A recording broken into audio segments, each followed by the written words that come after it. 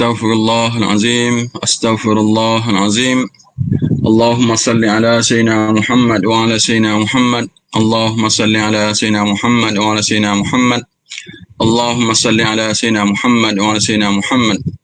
Assalamualaikum warahmatullahi wabarakatuh.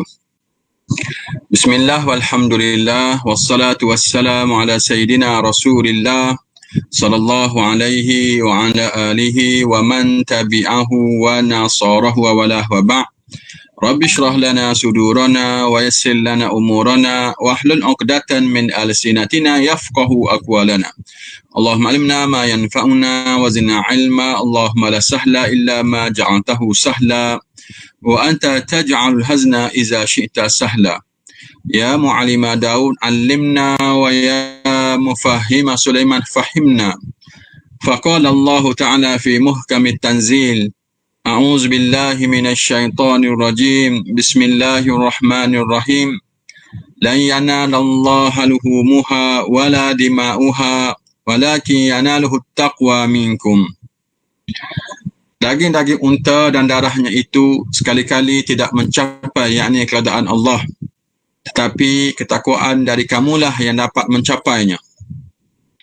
Apa khabar muslimin muslimat sekalian, tuan-tuan dan puan-puan, adik-adik, kakak-kakak, adik-adik semua. Semoga hari ini kita lebih ceria daripada semalam dan insya-Allah esok lebih hebat daripada hari ini. Baik, bicara kita pada pagi ini, kita akan sentuh berkenaan dengan korban. Kerana kita semakin menghampiri hari-hari yang hebat di sisi Allah Subhanahu Wa Taala, antaranya hari-hari di Zulhijjah, di bulan Zulhijjah kita akan ada hari korban. Nanti kita akan berkorban antara amalan kita lah. Jadi secara khusus pada pagi ini kita akan sentuh berkenaan dengan korban. Baik, kita mula dengan ayat Quran ini. Tak akan capai kepada Allah daging-daging unta, darah itu tak akan mencapai keadaan Allah. Banyak mana pun kita korban, besar mana pun unta kita pilih, walaupun unta tu bukan setakat kambing, unta kita berkorban, tapi perlu ingat, bukan kita mencapai keadaan Allah dengan cara itu, bukan. Tak kisahlah kita korban apa pun, asalkan kita bertakwa kepada Allah, kita insaf, kita ikhlas. Yang penting keikhlasan tu dulu. Jadi kalau dengan unta kita ikhlas, hebatlah.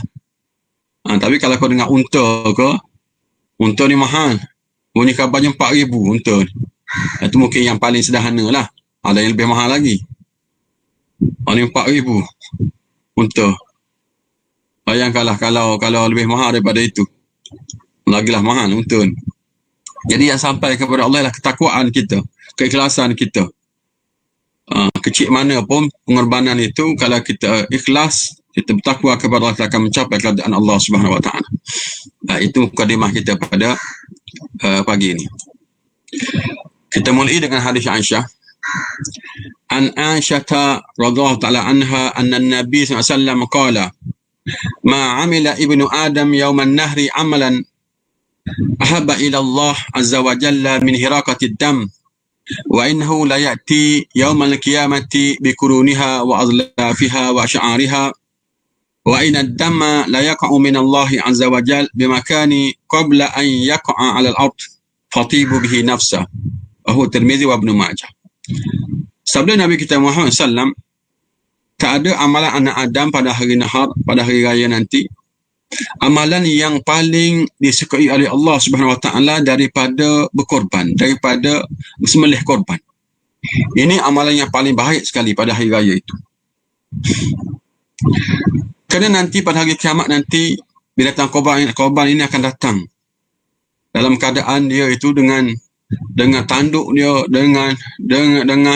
dengan bulu-bulu dia akan datang kepada Allah Subhanahu Wa Taala.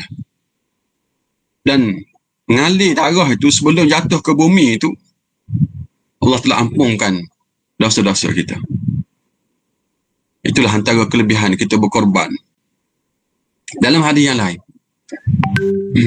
An Anas qala ضحى رسول الله صلى الله عليه وسلم بكبشين أملحين أقرنين قال ورأيته يذبحهما بيده wa ra'aituhu wadi'an qadamahu ala sifahihima wa sama wa kabbar. Rawahu al-Bukhari wa Muslim. Daripada Anas, Rasulullah SAW dia telah berkorban dengan 2 ekor kibas yang ada tanduk. Dan aku lihat dia disembelih dengan tangan dia sendiri. Dia letak kaki di atas di atas mana sebelah bahu dia tu. Lalu Nabi pun baca bismillah dan juga bertakbir. Dan Nabi sendiri juga berkorban.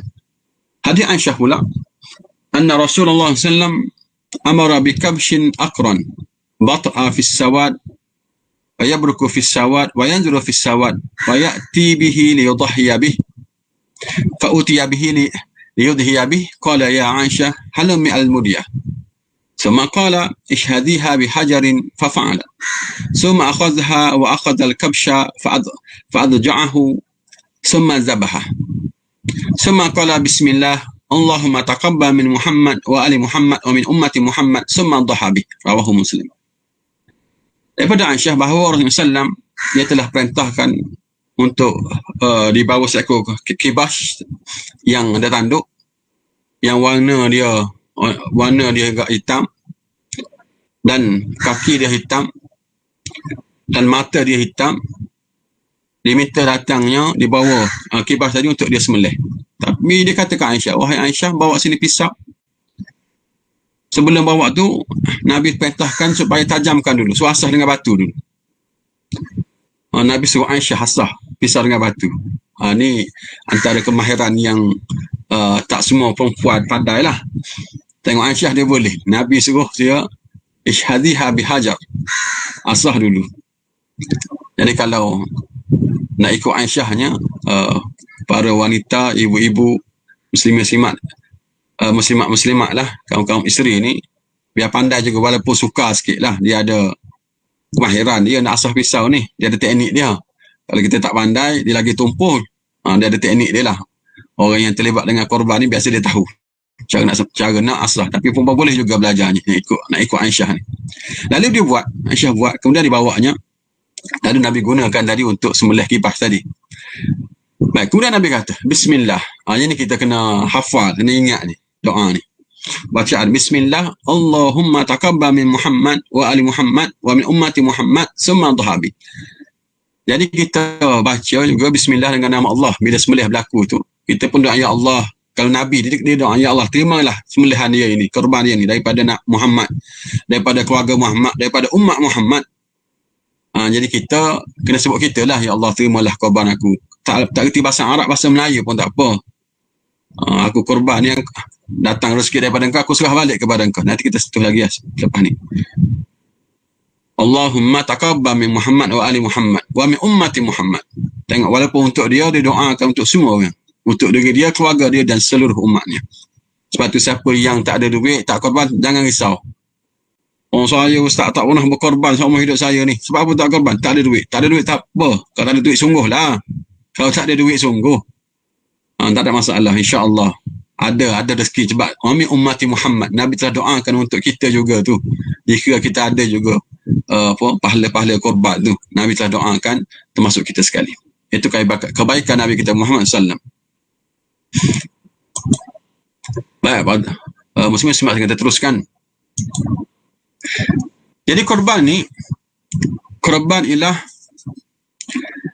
bermaksud nama bagi sesuatu yang dikorbankan atau nama bagi ternakan yang disembelih pada Idul Adha. Bahasa kita panggil korban. Itu kita korbankan sesuatu pada hari tertentu nantilah, pada hari raya dan hari selepas-lepasnya. Korban bermaksud menyembelih ternakan tertentu dengan takarrub kepada Allah Subhanahu Wa Taala pada masa-masa tertentu. Ia juga diartikan sebagai an'am yang disembelih pada hari raya Nahar dengan tujuan takarrub kepada Allah. Kita sembelih binakan ternakan tertentu tak boleh semua. Tak boleh sembelih ayam, tak apalah, tak nanti nak korban unta, ayam pun boleh, tak boleh.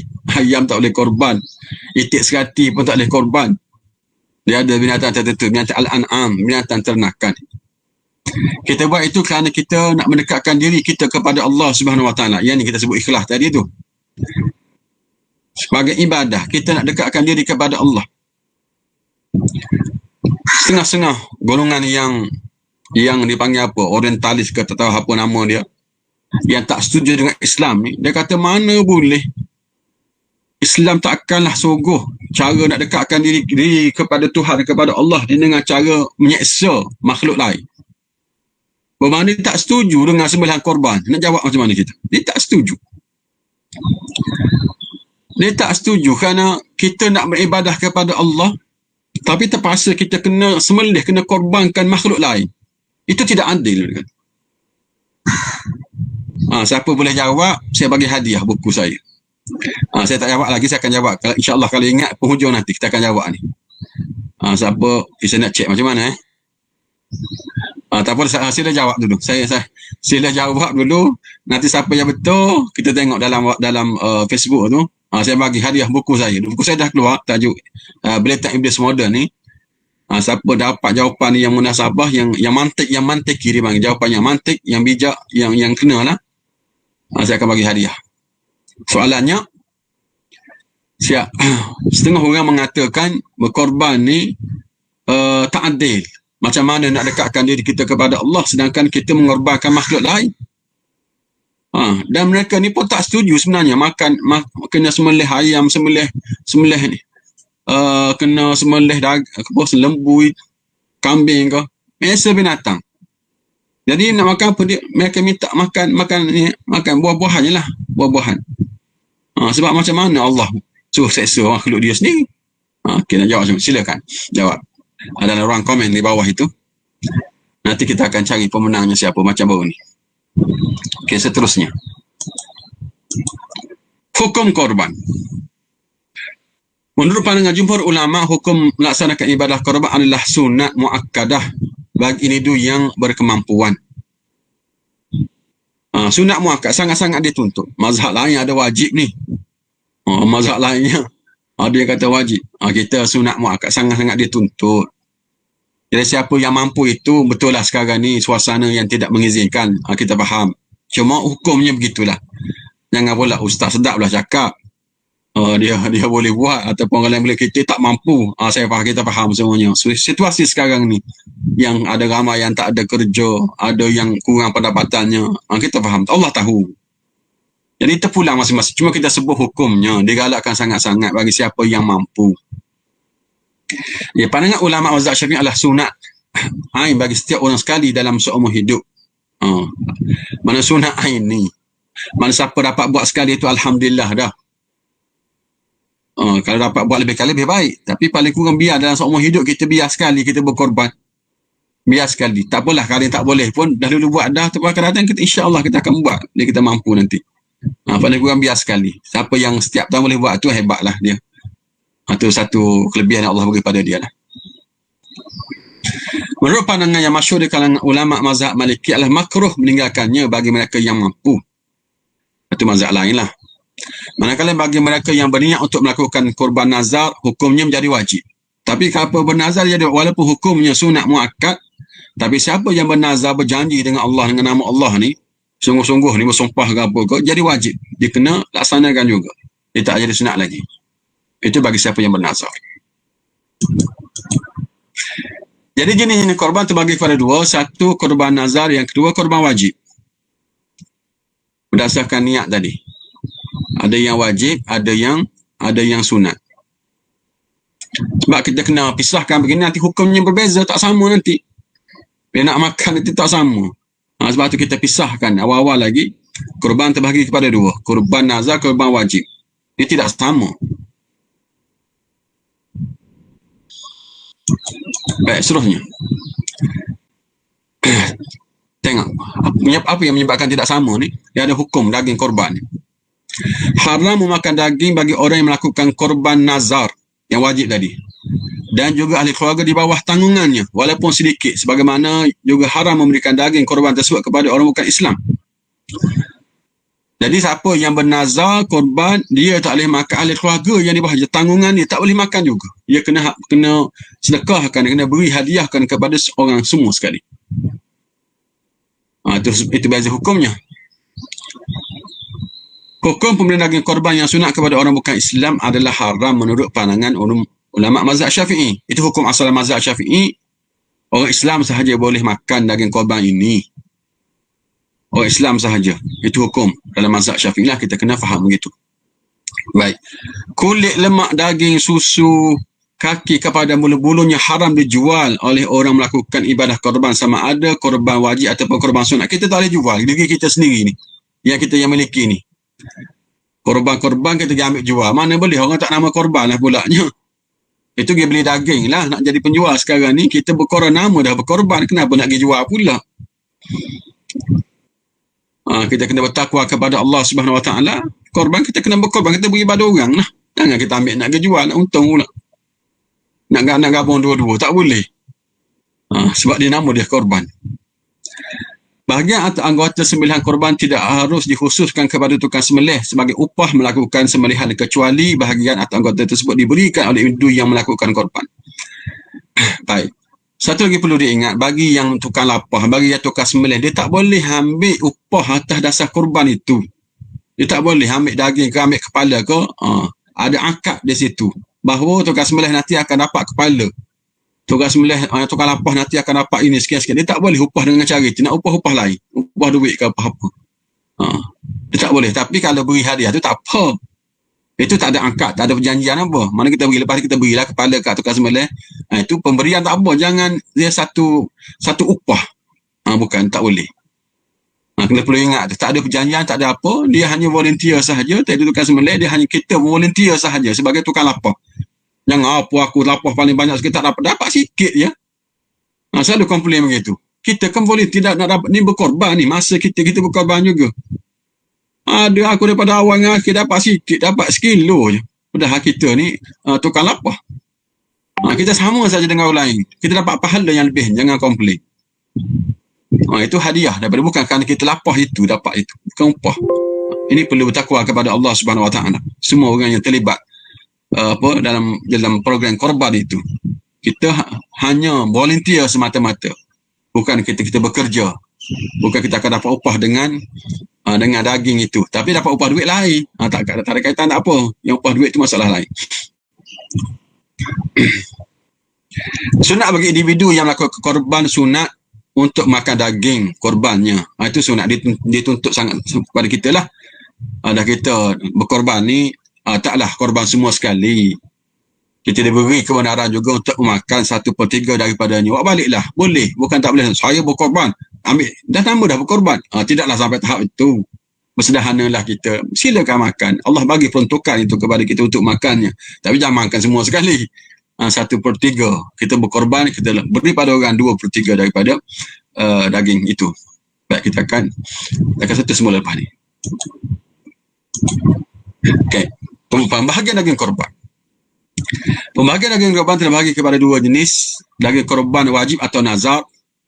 Jadi wajib semua daging termasuk kulit dan tanduk disedekahkan kepada orang fakir dan miskin, dan haram bagi pihak orang berkorban makan daging korbannya atau manfaatkan sebenarnya itu untuk kepentingan dirinya. Semua sekali yang jenis korban wajib atau nazar, semua sekali kena beri pada orang.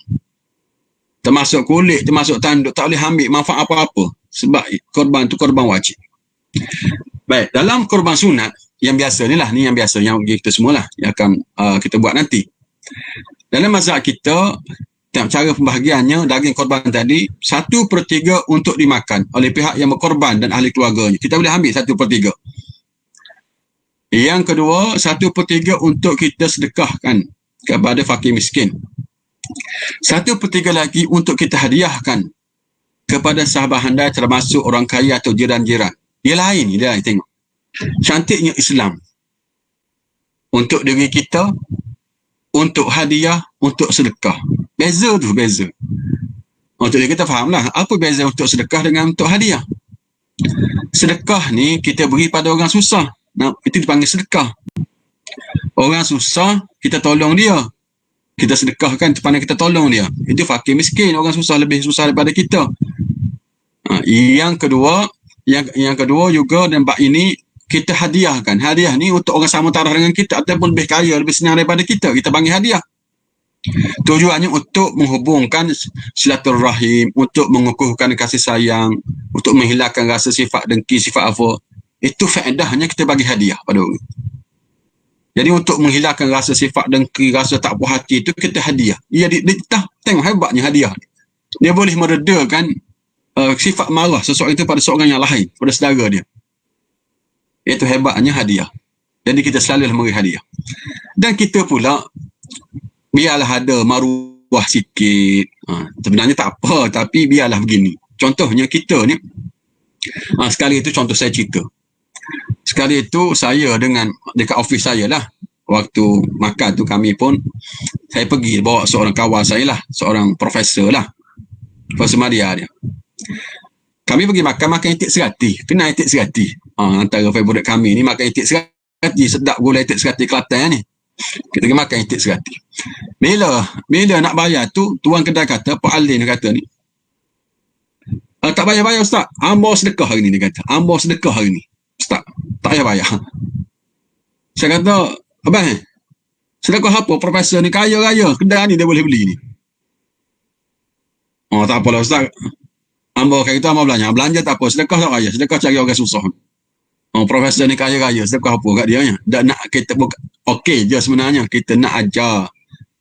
Nak ajar bahawa sedekah tak sama dengan hadiah. Beri hadiah, belanja lah. Sedekah-sedekah ni untuk orang susah sedekahnya. Jadi kita biar ada maruah sikit. Orang bagi sedekah tak payahlah. Carilah orang lain. Saya ni lebih senang pada awak. Bukan kita nak sombong, tapi biar ada maruah sikit kita. Ni semua bedal. Asalkan orang bagi semua bedal. Zakat-zakat pun nak bedal juga. Jadi tak boleh. Baik. Itu cara kita mengagihkan daging korban kita. Jangan pula marah. Aduh, suruh ni bagi sikit je. Kita sedekah berapa? 850. Dapat berapa kilo je? Patut bagi semua lah. Saya nak simpan dalam peti setahun. Mana boleh macam tu? Nama dah korban. Ada orang fikir begitu. Dia nak simpan semua dalam peti. Dia nak makan sepanjang tahun. Mana boleh. Nama dah korban. Kita kena bertakwa kepada Allah. Kita akan dapat lebih daripada apa yang kita korbankan ini, insyaAllah.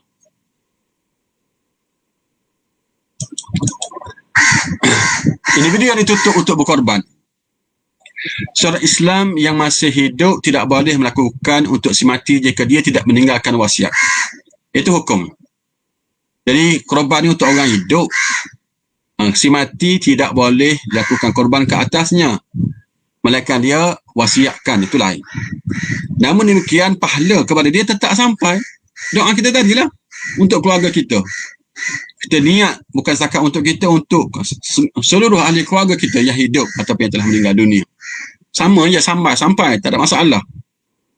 Cuma untuk penamanya tak boleh bagi mereka yang telah meninggal dunia kecuali diwasiatkan. Seorang yang merdeka tidak dituntut ke atas hamba, mencapai umur baligh dan berakal, bermukim iaitu menetap di satu kawasan, mampu melaksanakan iaitu mereka yang mempunyai wang yang untuk berbelanja mendapatkan tenaga korban yang lebih daripada keperluannya dan keperluan mereka yang berada di bawah tanggungannya untuk hari raya dan hari tasyrik. Dia orang yang mampu. Yang kelima ni untuk orang yang mampu. Siapakah orang yang mampu? Orang yang mampu ialah orang yang ada duit lebih pada 4 hari. Duit lebih untuk menyara hidup dia dan keluarganya. Lebih daripada itu dia orang yang mampu dan cukup untuk beli satu bahagian tadi. Maka orang mampu lah itu. Jadi semasa sekarang ni ramai tak mampulah. Kita kena raihkan itu. Tapi bagi siapa yang mampu sungguhnya, silalah berkorban. Banyak kelebihannya. Macam biasalah.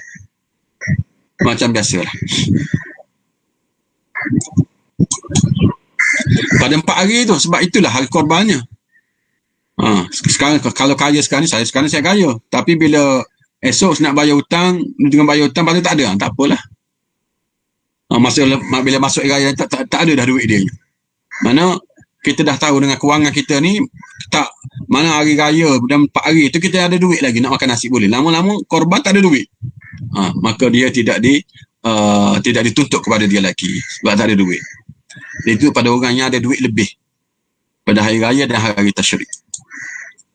Syarat sah korban. Niat untuk takarrub diri kepada Allah Subhanahu Wa Taala. Waktu niat korban Allah semasa menyembelih atau semasa membeli ternakan korban. Itu masing-masing lah. Kita wakilkan kepada pihak surau. Sudah madai kita wakil pada mereka dah. Kalau siapa yang bersendiri, bersendirilah. Sekarang ni payah nak bersendirian sebab kita tak boleh pergi. Ada SOP-nya, mana ada larangannya untuk kita menjaga penyebaran COVID-19 ni, virus ini. Maka kita kena redha lah. Tapi ada wakil dia akan pergi, wakil surau akan pergi buat korban di pusat-pusat penyembelihan. Tak apalah, kita kena redha lah. Baik, itu kena ada niat semasa menyembelih ataupun kita masa membeli tu, kita bagi duit kepada pihak surau. Memilih ternakan yang boleh dikongsi bahagian seperti unta, lembu, kerbau jika berkongsi 7 orang. Manakala kambing, biri-biri hanya seorang sahaja. Binatang pula, binatang ternakan tadi sebenarnya kita tahu ada yang boleh kita kongsi seperti unta, lembu, kerbau. Ini kongsi, mana setiap seekor tu boleh 7 orang. Tapi kalau seorang diri dia nak seekor, tak apa kalau dia ada duit. Tak apa, Ustaz, saya nak seorang diri. Tak apa, silakanlah ada duit. Tapi siapa paling kurang yang tak mampu, tak ada duit, ada satu bahagian sudah memadai. Cukup dah, sudah memadai dah. Tak apalah buat duit lebih tu buat. Kalau ada lebih pun tak apa. Buat perkara lain. Melainkan dia ada duit banyak sungguh. Saya nak seorang saja. Ikut dia lah kalau dia ada duit. Macam bila kami buat program korban di luar negara ni, sekarang tak boleh pergilah. Saya pernah pergi ke Nepal, pergi ke Sri Lanka. Target yang terkini nak pergi ke Malawi, tapi oleh kerana PKP tak boleh pergi. Ada orang ni, seorang, saya tak sebut nama dia siapa lah, cuma saya lupa jumlahnya, 20 ekor nama dia saja.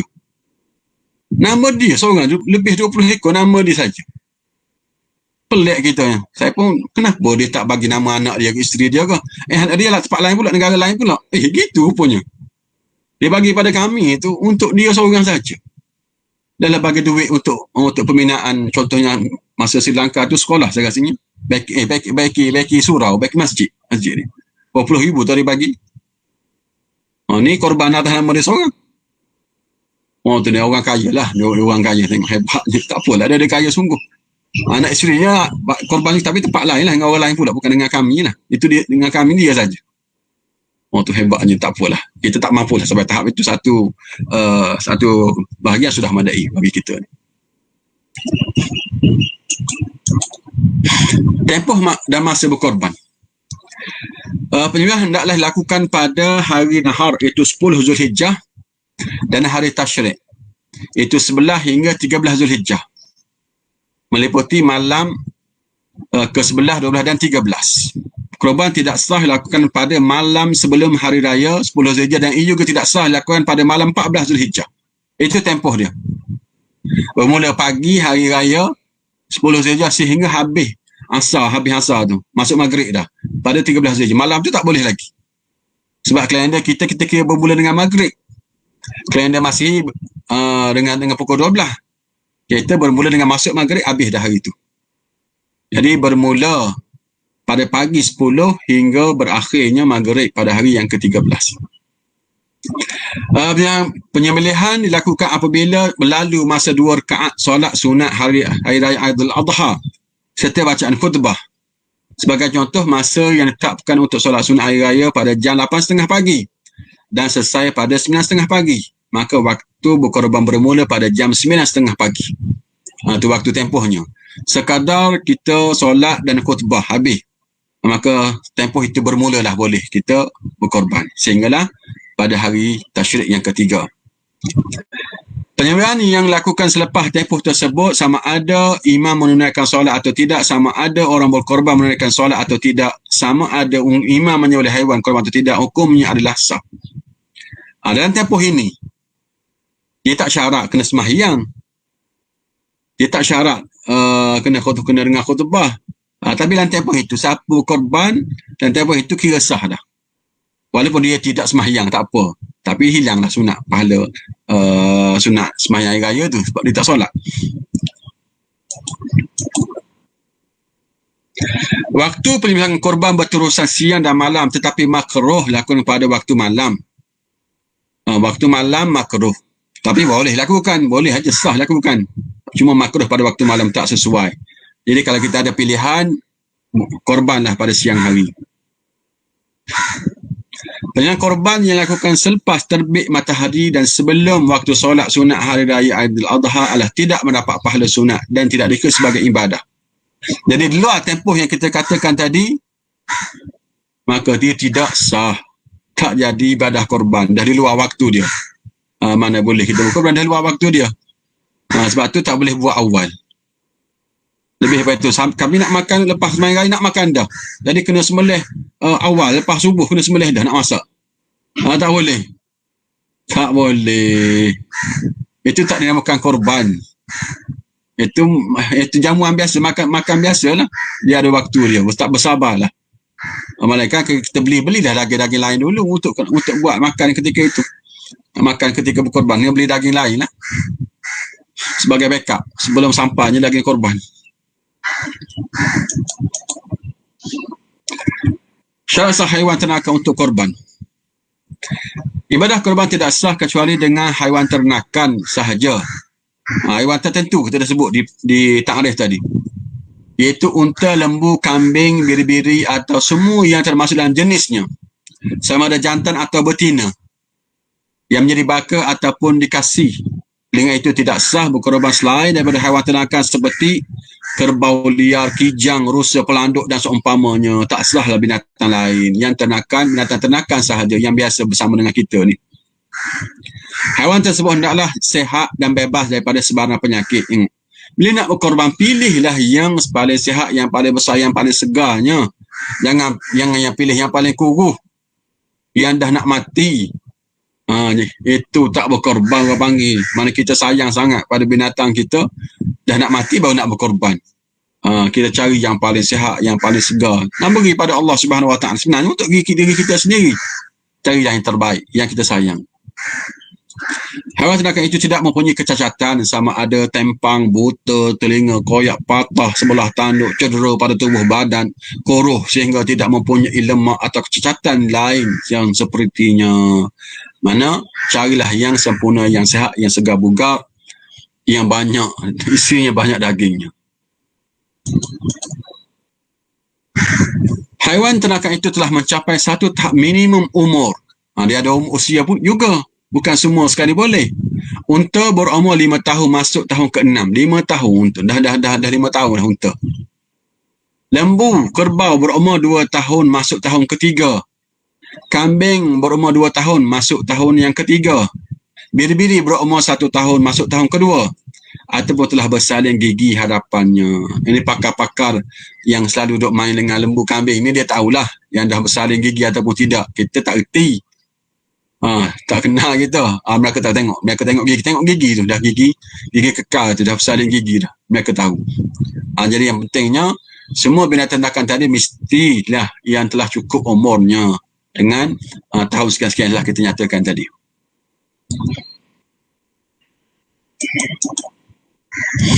Syarat penyembelihan haiwan korban. Afdal bagi orang yang melakukan korban menyembelihnya sendiri korbannya. Itu yang paling afdal. Ni semua orang tak mampulah. Orang-orang tertentu yang berani sahaja. Walaupun dia pendekar, walaupun dia ni hebat, belum tentu dalam bab sembelih ni dia mampu. Jadi lain dia. Walaupun taklah payah sembelih ni, tapi dia tak sama orang. Ada orang berani dengan darah, ada orang tak boleh dengan darah. Saya tak boleh, saya kesian. Bergantung pada kelebihan masing-masing. Dia ada kelebihan lain, orang ni ada kelebihan dia. Cuma dari segi hukumnya, kalau boleh lah, orang berkorban itu dia sembelih sendiri. Kalau boleh, kalau tak boleh tak apa. Suruh tukar sembelih ataupun imam kita yang buatnya. Macam biasa. Siapa yang mampu silakanlah. Ataupun belajarlah menyembelih korban ini.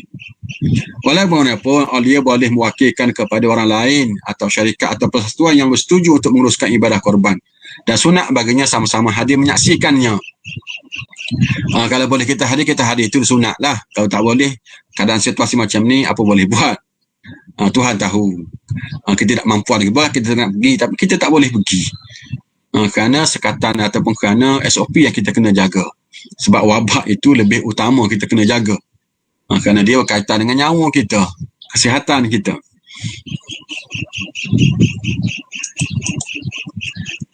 Syarat penyembelih adalah seperti berikut. Penyembelih korban hendaklah seorang Muslim, sama ada lelaki atau perempuan. Namun yang afdal menyembelih adalah orang lelaki dan sunat orang perempuan mewakili kepada orang lelaki. Sebenarnya boleh saja. Kalau perempuan nak menyembelih, boleh saja. Itu kebiasaannya. Yang afdalnya kalau ada lelaki lah. Tapi sah perempuan menyembelihnya. Seorang yang telah memayis dan juga berakal, mampu melakukan pandai menyembelih dan lakukan tanpa ada paksaan. Sembelih makruh jika memakan korban itu untuk disembelih oleh ahli kitab atau kepada kanak-kanak dan perempuan haid. Itu makruh. Jika korban itu disembelih oleh orang kafir yang diwakilkan oleh tuan korban, maka korban itu tidak sah. Tak boleh orang kafir sembelih. Tak boleh. Bukan setakat korban saja, yang lain pun tak boleh juga. Kita ada hukum hakam dalam bab penyembelihan ini. Syarat sah sembelihan. Syarat sah sembelihan adalah dengan memutuskan dua urat pembuluh darah. Iaitu karotid dan juga juglar dipanggilnya. Warjain dipanggil. Dua urat pembuluh darah yang belah kanan belah kiri tengkuk binatang itu. Itu kita mutuskan dua urat itulah. Kemudian urat marih dipanggil. Itu saluran makanan dan juga halkum, saluran pernafasan. Jadi kita putuskan ada tiga perkara. Satu halkum, saluran pernafasan. Lepas tu dipanggil urat marih, saluran pemakanan. Yang kedua, dua urat pembuluh darah, warjain, kiri kanan. Di tengkuk, di leher binatang ternakan itu. Putus yang tu je. Bukan sampai putus tengkuk. Bukan sampai patah putus tulang. Kita putuskan dua urat tadi, lepas tu halkum dan juga marih.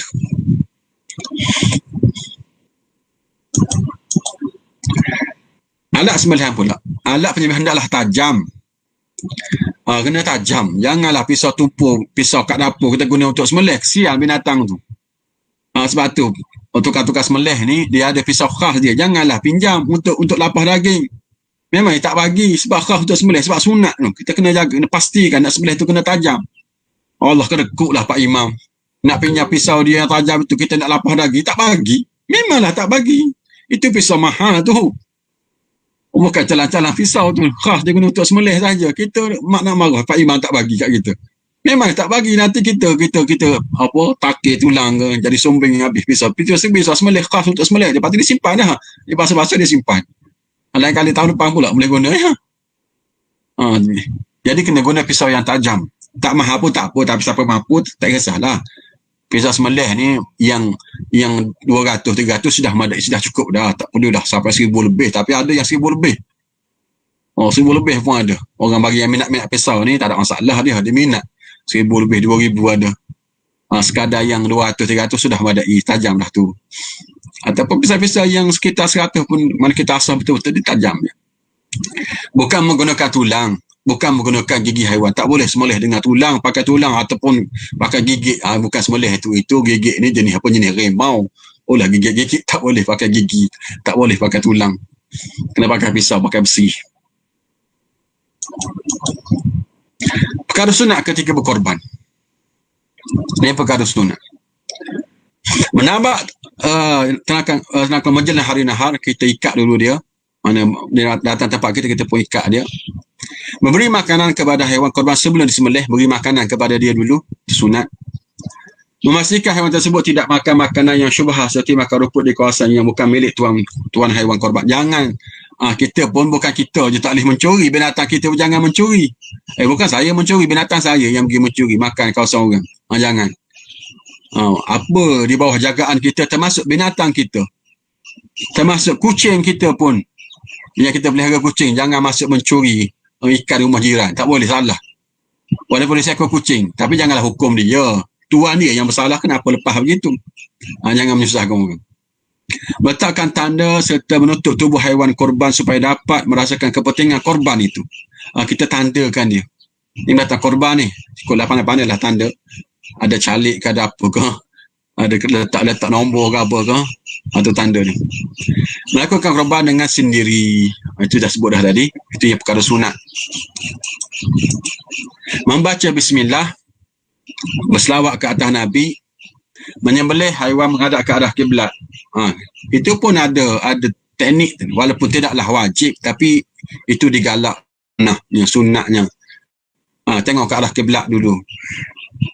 Kita memilih kita ke arah kiblat. Memilih haiwan ternakan yang paling baik, menunggu haiwan yang disembelih itu sehingga sejuk dan semua anggotanya tidak bergerak lagi atau benar-benar mati, barulah kita lapar. Orang yang melakukan korban disunatkan tidak bercukur dan tidak memotong kukunya setelah tiba bulan Zulhijjah sehingga dia telah selesai berkorban. Ingat, Ni saya pesan kepada semua orang yang terlibat dengan korban pada hari raya nanti. Penama sahaja. Ni dengan baik-baik. Penama sahaja. Bagi sesiapa yang berniat untuk berkorban pada hari raya korban nanti dan hari tasyrik, bermula pada malam ini. Esok 1 Zulhijjah kan? Jadi bermula pada malam ini, janganlah dia duduk potong kuku, duduk cukur-cukur bulu-bulu ke, nak gunting rambut ke, maka kena tangguh dah. Nak buat hari ni, buat sekarang ni. Buat hari ni, hari terakhir ni, buat.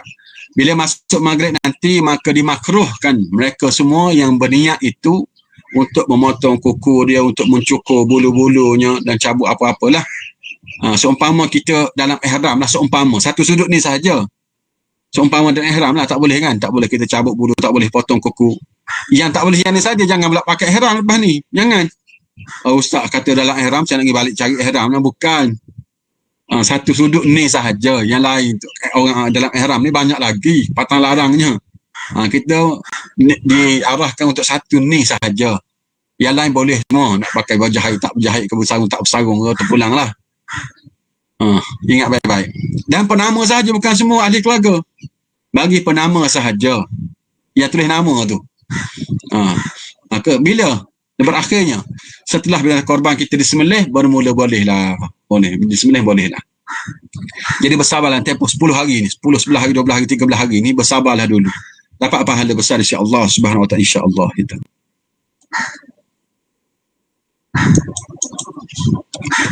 Perkara makruh ketika berkorban. Melakukan korban ke atas haiwan yang carik telinganya atau terpotong sedikit di belakang telinganya, makruh. Memotong bulu haiwan yang hendak dikorbankan bagi tujuan kegunaan sendiri jika boleh memudaratkan. Jangan kita dah ambil anggota-anggota dia tu, termasuk bulu. Maka korban ke atas haiwan yang pecah atau patah tanduknya atau tidak ada bertanduk. Memerah susu haiwan yang hendak dijadikan korban dan meminumnya kecuali sedekahkan susu tersebut. Memotong kuku dan mencukur bagi orang yang berniat berkorban, melakukan sembelihan korban pada waktu malam. Ini makruh ketika berkorban. Cara penyembelihan korban. Niat atau qasad untuk sembelih korban. Niat kena ada. Membaringkan dan menghadapkan rusuk kiri haiwan ke arah kiblat dan kepala dia angkat sedikit. Macam kita buat tu lah. Kita baringkan dia ke arah rusuk kiri itu. Dari atas rusuk kiri dia menghadap ke arah kiblat. Direbahkan dengan menggunakan tali yang sesuai, tempat yang sesuai dan tidak menyebabkan kecederaan kepada ternakan. Tengok. Ini penting juga. Kita nak perhatikan bila kita nak korbankan, nak rebahkan binatang ni, binatang korban ni, kita buat dengan cara yang kasar. Ada yang rotan dia, ada yang tarik dengan cara yang kasar. Kita kena lemah lembutkan. Kita ni kena berkasih sayang. Walaupun pada binatang korban kita, berkasih sayanglah. Buat dengan cara yang lemah lembut lah. Dengan cara yang terbaik yang kita mampu buat. Tak mampu nak buat macam mana? Tarik dengan cara yang baik. Bukan betul-betul nak sembelih dia, kita senjah, kita tarik dia, kita jatuhkan dia dengan kasar. Selagi kita mampu buat yang lemah lembut, buat yang kecuali tak boleh. Atau nak kata apa, tak boleh buat. Itu kita diarahkan begitu. Dengan serahmat-rahmatnya, sekesian belah kita yang kita mampu buat pada binatang ternakan itu. Membaca bismillah, selawat ke atas Nabi, bertakbir 3 kali sebelum dan selepas bismillah. Sebagai contohnya, kita baca Allahu Akbar, Allahu Akbar, Allah bismillah, Allahu Akbar, Allahu Akbar. Lepas tu kita bertakbir. Kita bakal bertakbir tu kan. Apa lagi kita sunat? Penyembelih adalah memegang kulit tengkuk haiwan di bahagian bawah dagunya dan menarik sehingga nampak jelas kulitnya. Itu tukar sembelih lah. Dia akan pusing tengkuk ataupun leher binatang itu, pusing ke atas, dia pegang sebelum dia sembelih, supaya senang nak sembelih lah. Kalau tak pegang kulit leher, kulit tengkuk tu, nak pegang nak sembelih payah. Meletakkan alat sembelih itu di leher dengan memutuskan halkum urat marik dan 2 urat di leher kiri dan kanan, warjain dipanggil. Itu pembuluh darah. Penyembelih hendaklah dilakukan dengan kadar segera dan tidak diselangi dengan amalan-amalan lain. Berterusan sembelihan itu. Tak boleh sembelih sekejap dia minum air pula nak sama lepas ni. Tak boleh. Teruskanlah, selesaikan penyembelihan itu. Jangan tangguh-tangguh. Berdoa kepada Allah agar ibadah korban itu diterima. Ini kita sebut awal tadi. Allah min haza minka wa ilaika fataqabbal minna. Contohnya. Kita berdoa. Bila kita sembelih tu, ya Allah, ya Tuhanku, ni daripada kami ni, kami serah balik kepada kamu, ya Allah. Kalau ikut bahasa Arab tu sedap dalam bahasa Arab. Allahumma inna haza minka wa ilaika fataqabbal minna. Siapa boleh hafal lah. Ataupun kita tulis nanti dalam Facebook ni kat bawah tu. Nanti kita akan tulis. Allahumma inna haza minka wa ilaika fataqabbal minna. Mudah je, pendeknya. Allahumma inna haza minka wa ilaika fataqabbal minna. Pakai ikut semua. Saya baca sekali lagi. Allahumma inna haza minka wa ilaika fataqabbal minna. Allahumma biasa sebut. Inna haza minka. Tengok. Inna haza minka. Allahumma inna haza minka wa ilaika fataqabbal minna. Nanti saya akan tulis lah. Pakai hafal doa ini. Ya Allah, ya Tuhanku, ni daripada engkau ni. Kami dapat rezeki daripada engkau. Kami nak serah kepada engkau balik. Tengok maknanya itu. Kita sanggup berkorban tu. Sebab apa yang kita ada ni Allah bagi. Jadi kita bagi balik kepada dia je. Apa yang dia telah rezekikan kepada kita. Bukan hak kita pun. Agihan daging korban. Sebelum melaksanakan pengagihan daging korban, tindakan pertama yang wajib dilakukan ialah mengasihkan antara daging korban wajib dengan daging korban yang sunat. Kena agih dulu. Mana wajib, mana sunat. Kita kena pastikan perbezaan itu. Jangan bercampur. Sebab hukumnya lain. Hal ini jika perkongsian 17 yang itu berlaku antara mereka yang berniat korban wajib dengan mereka yang berniat korban sunat, maka ada bahagian yang diniatkan untuk akikah. Sebab kita kena pisahkan.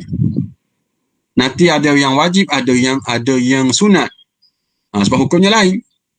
Langkah ini penting kerana daging korban wajib diagihkan kepada orang yang berhak kesemuanya. Begitu juga dengan bahagian akikah yang ada cara pengagihannya yang sikit berbeza dengan pengagihan korban sunat. Tengok, boleh jadi di korban yang sama itu ada wajib, ada sunat, ada akikah. Hukum yang berbeza. Boleh kita gabungkan begitu. Hukum berbeza. Yang akikah kita disunatkan, kita masak semua sekali. Ia tak macam daging korban kita buat tiga bahagian daging korban. Yang wajib tadi kita kena semua sekali, kena sedekahkan, kena hadiahkan. Sebab tu kena pisahkan dulu. Tengok kategori korban. Biasanya kita semua samalah, kebiasaan kita lah. Andai kata ada, itu hukum kita kena tahu.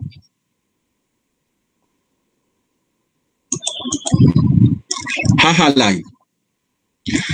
Memastikan daging korban cukup untuk diagihkan kepada pihak-pihak yang telah disenaraikan. Pandai-pandailah kita membahagi-bahagikannya. Mana kalau sikit, banyak-banyak seorang. Kalau dah ramai sangat, sikit-sikit seorang. Jangan ada yang tak dapat. Ataupun kita rancang supaya ada orang dapat, ada orang tak dapat, tak boleh. Biasa pihak suruh tahulah. Kita cuba mengagihkannya seadil-adilnya, bukan pilih kasih. Kena cuba begitu.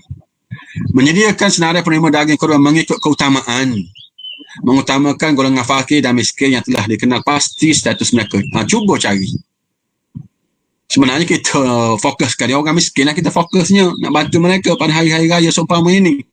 Jadi biar mereka tu mendapat makanan, mendapat daging korban ni pada hari-hari raya, hari tasyrik, mengembirakan mereka. Mengagihkan daging korban kepada mereka yang tinggal di kawasan terpencil. Kena ada juga kalau boleh. Kalau boleh cari, kena pergi cari ada pihak yang tertentu pergi tempat-tempat jauh tu, yang orang tak sampai tu. Supaya mereka pun dapat merasai juga daging korban ini. Menjadikan kontena sejuk jika perlu untuk menempatkan daging korban sebelum diagihkan ke kawasan pedalaman. Tak apa. Dia tak semestinya kita kena habiskan hari itu, tak apa. Simpan dulu tempat sejuk untuk kita agihkan pada orang yang tak boleh kita sampai ke hari ni. Tak apa. Simpan dalam tepeti. Tak ada masalah. Mereka daging korban kepada golongan yang berada sekiranya terdapat lebihan daging korban tersebut. Kita dah sebut dah tadi, hadiah dibolehkan sahaja. Untuk kita bagi orang-orang yang ada duit, orang kaya, orang mentang dia kaya tak payah bagilah, boleh. Itu hadiah dipanggil. Yang miskin tadi kita sedekahkan. Niat korban untuk seluruh ahli keluarga sama ada yang masih hidup atau yang telah meninggal dunia, ini penting. Jangan kita kedekut. Dan ajar anak-anak kita seumpama ini. Kena ajar anak kita. Walaupun atas nama kita, niat untuk semua sekali. Jadi dia tahu apa yang kita buat itu dia akan buat nanti. Bila kita dah mati nanti, ilmu ni dia pun buat juga. Dia niat korban itu untuk seluruh ahli keluarga dia. Termasuk kita dapat juga lah. Kita kena buat dulu. Kita kena ajar anak kita korban ni walaupun nama ayah, nama abah. Tapi semua ahli keluarga kita. Sama datuk nenek kita yang telah meninggal dunia, kita niatkan juga kepada mereka. Pahala ini. Jadi anak kita akan ikutlah apa yang kita buat. Nanti kita akan dapat pahala lah dalam kubur nanti kita pun dapat merasainya kenikmatan korban itu bila kita sudah tidak ada lagi. InsyaAllah.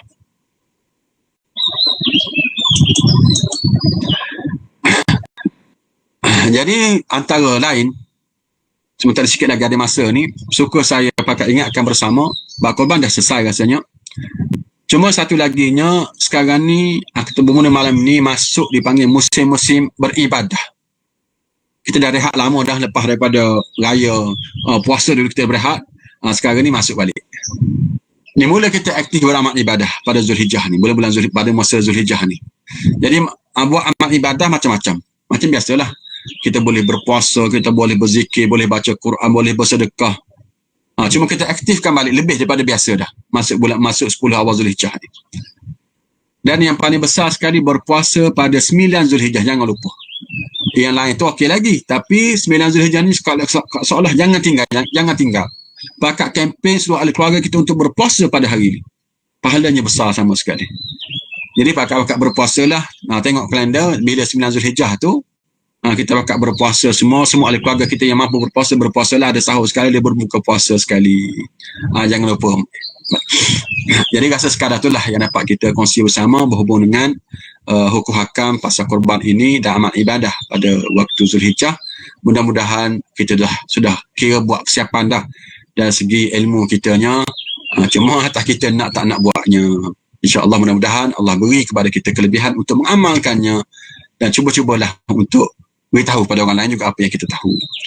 Wassallallahu ala sayyidina Muhammad wa ala alihi wasallam. Assalamualaikum warahmatullahi wabarakatuh.